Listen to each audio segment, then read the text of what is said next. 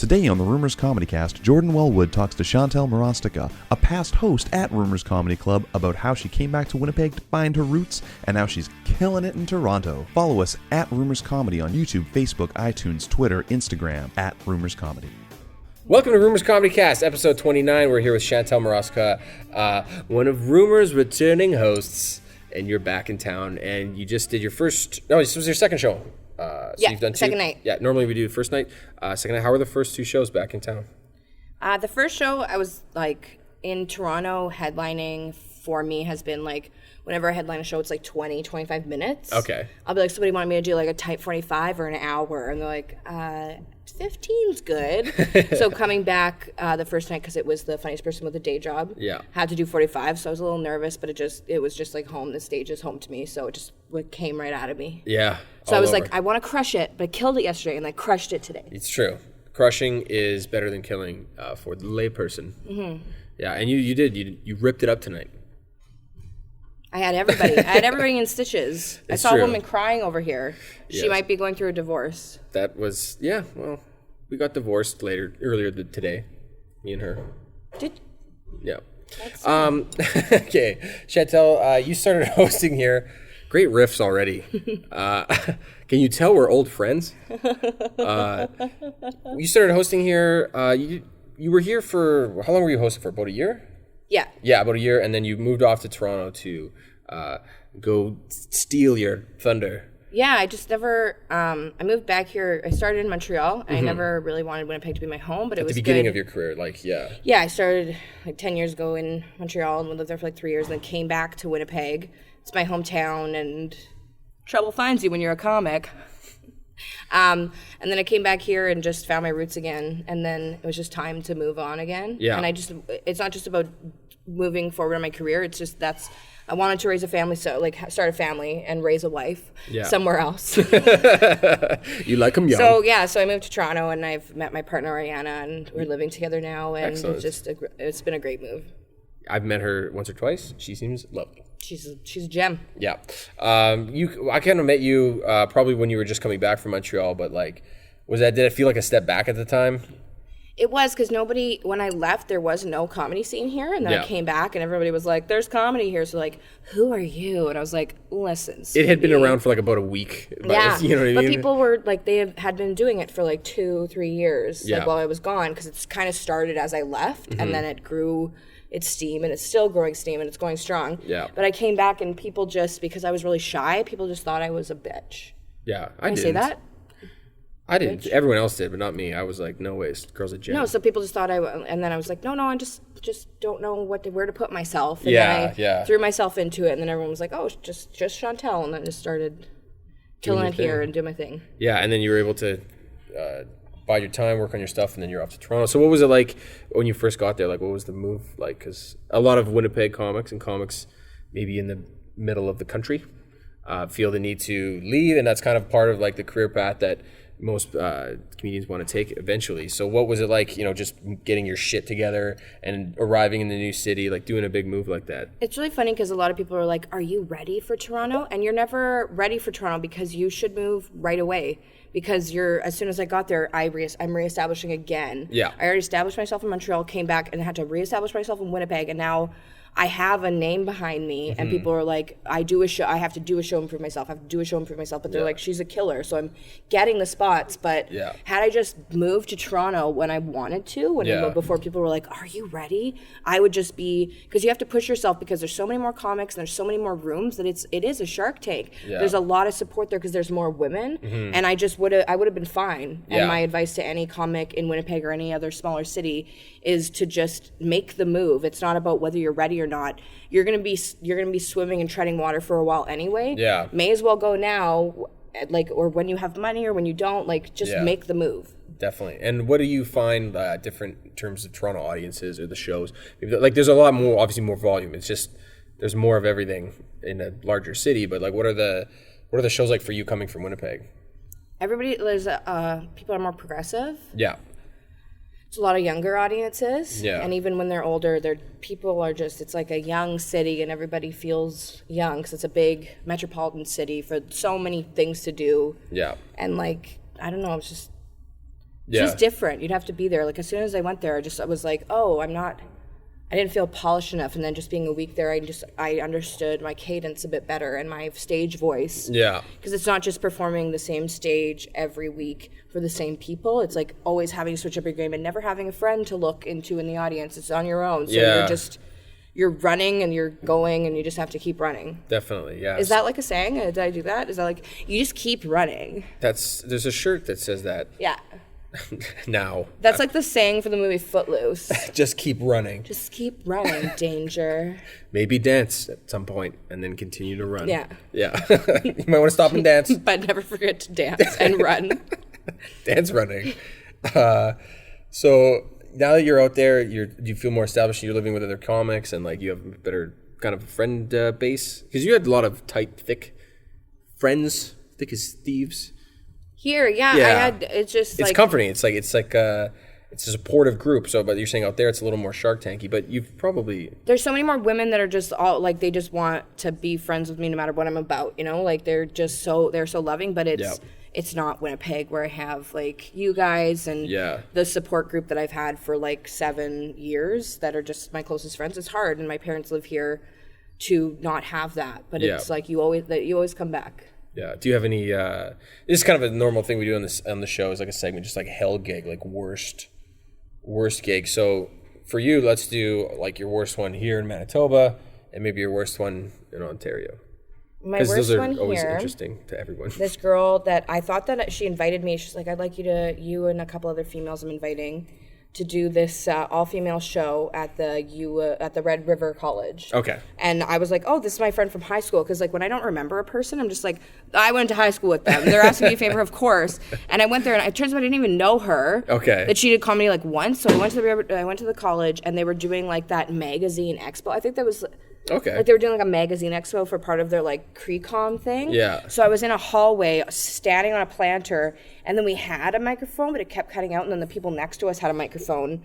But they were like calling out numbers like every time you got one of their drinks, because it was like a drink magazine, they'd be like, lucky number 62. And I was like, can you just turn that off for a minute? In a giant And they're like, atrium. can we use you can just say that at the top of your voice, and I could use your mic. And they were like, no. So Aisha Alpha had like a hairbrush, and we were all just like pretending into a hairbrush because they were like, classes are still going on. This is too loud. So there was like 4 people around us, and I'm just doing my set. And it's so funny because like someone emailed me on my fan page and was like, I saw you in a corridor at the Red River College. Where are you at? Because they just moved to Toronto and they wanted to see my comedy. I was like, I got a fan from that. Are you performing in any corridors that I know of? No. Yeah. I'm on a planter on Bloor West if you want to check me out.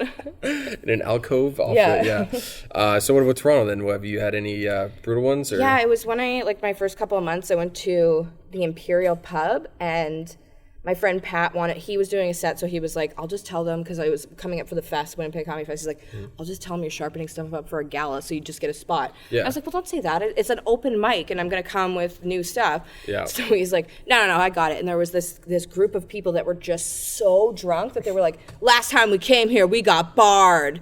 And the guy hosting was like, cool. And they were the only audience. And then Pat went up, and he's really talented at just like crowd work, and he just work them, and he was just like, you're garbage people, and they kind of quieted down.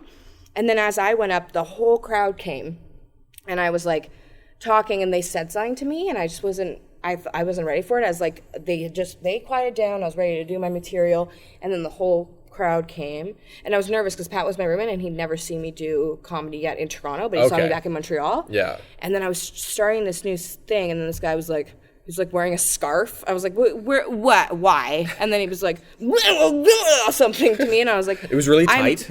Yeah, I was like, I'm sorry, but like he was just like a sociopath, and I just said something to him, and then they were just like ripping on me, and then I went into like my why material, like, and I was like, does anybody here go to the Y? Like my gym jokes, like it does really well. So I was like, and this man in the front who I didn't know, but he had been a comic for years and like decades, but he's retired now and kind of just shows up at shows and heckles people. So it didn't go well for him. No, but he was like, I go to the Y, and then they were like, they heckled him, and I was like, are you serious? Like he's talking to me and giving me something for my joke. Can you guys give him can you guys like settle down?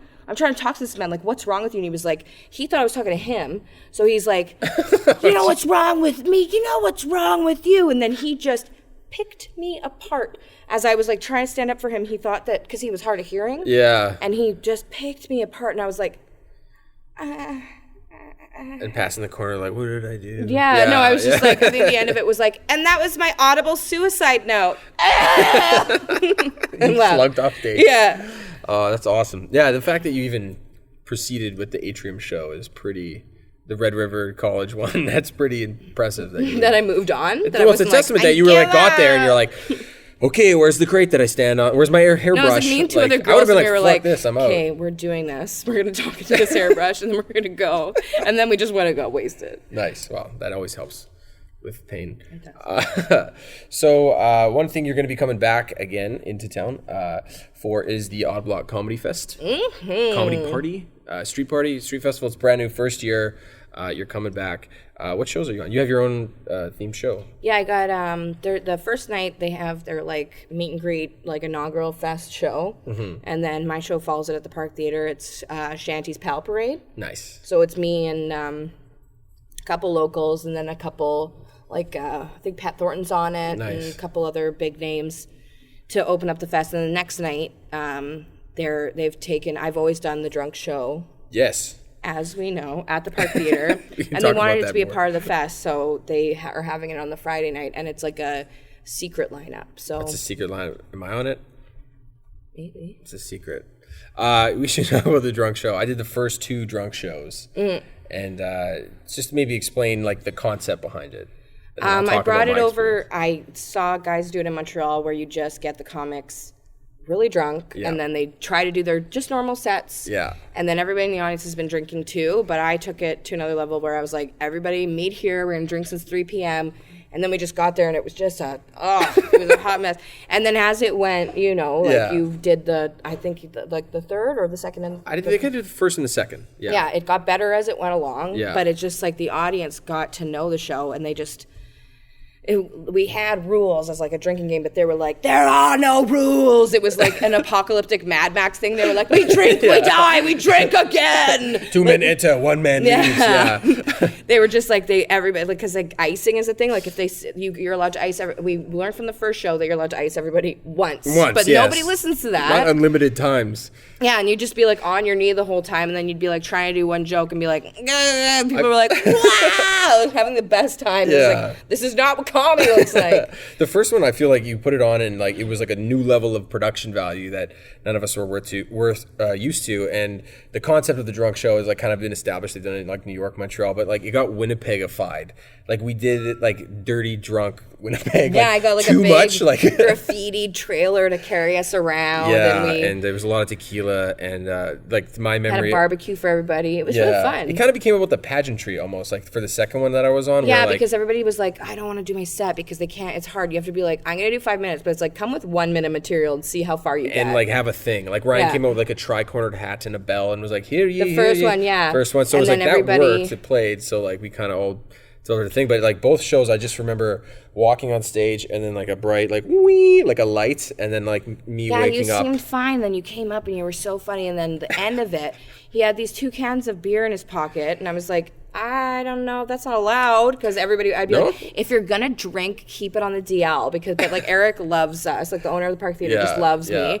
So I was like, if you're gonna just have like Lucky Loggers and a bottle of Jack Daniels in your hand, just hide it when the staff come around. Chill, people would be like, hey, can I have some popcorn when you come back? Like with 2 bottles of Jack Daniels in their hands, and I was like, okay, that gives up. But he comes out with 2 Keiths like in his pocket, and then he does his set with a guy like with a like doing metal, like, and he did a friend of mine was a guitar player and he was shredding because I'm like, you fill in the holes. Yeah, like Mitch Hedberg with the bass. Like, it was like that, and it was hilarious.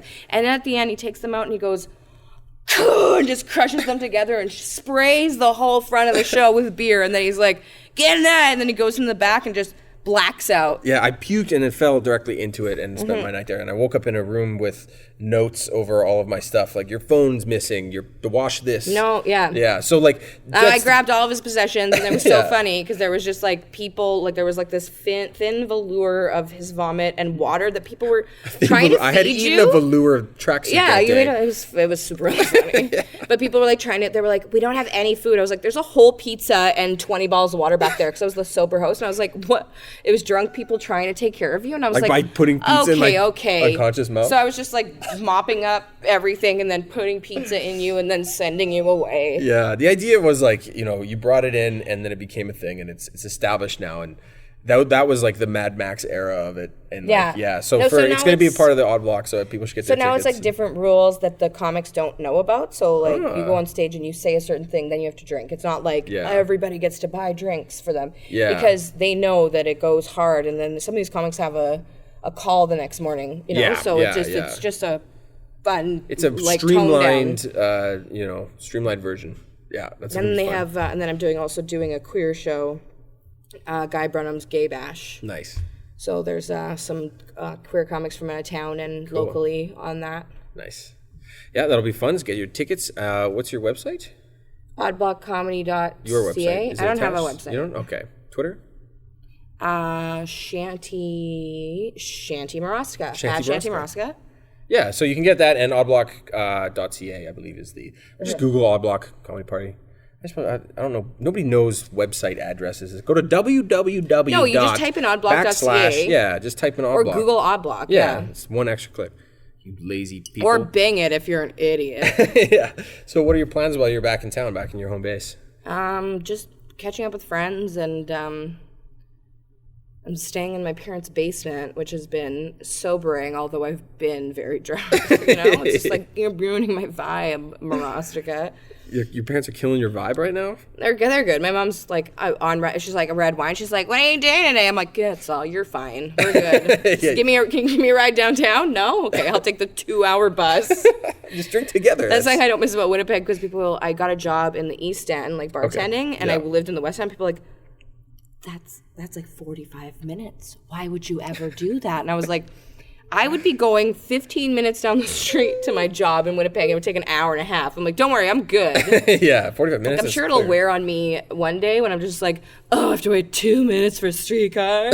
But I'm not there yet. Yeah, you're appreciative of their public transportation. like if the bus even comes. I'm not going to have to fight on this bus today. That's a plus.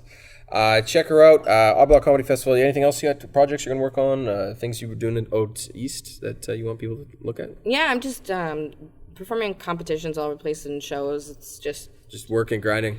Yeah. You just have to check my fan page on Facebook, Chantel Marostica. Click on that. You can follow me at Jordan Welwood on Twitter, and I'll also be in the Odd Block Comedy Festival. It's going to be fun. Fun. Until then, you're here for another 2 nights, 1 night? Tomorrow night. Tomorrow night. So tomorrow night, this will probably be up, but people can always look out for your stuff online. Do it. And listen to the podcast. Thanks, guys. Cheers. Let's go hang out.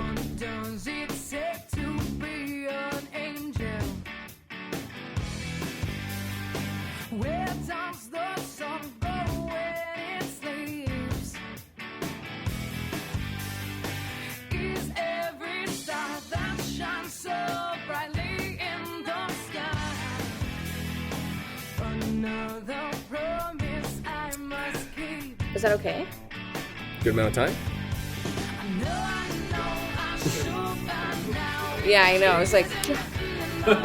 That's gonna just be us for the last 5 minutes. Are we done? Are we? You love us? Yeah,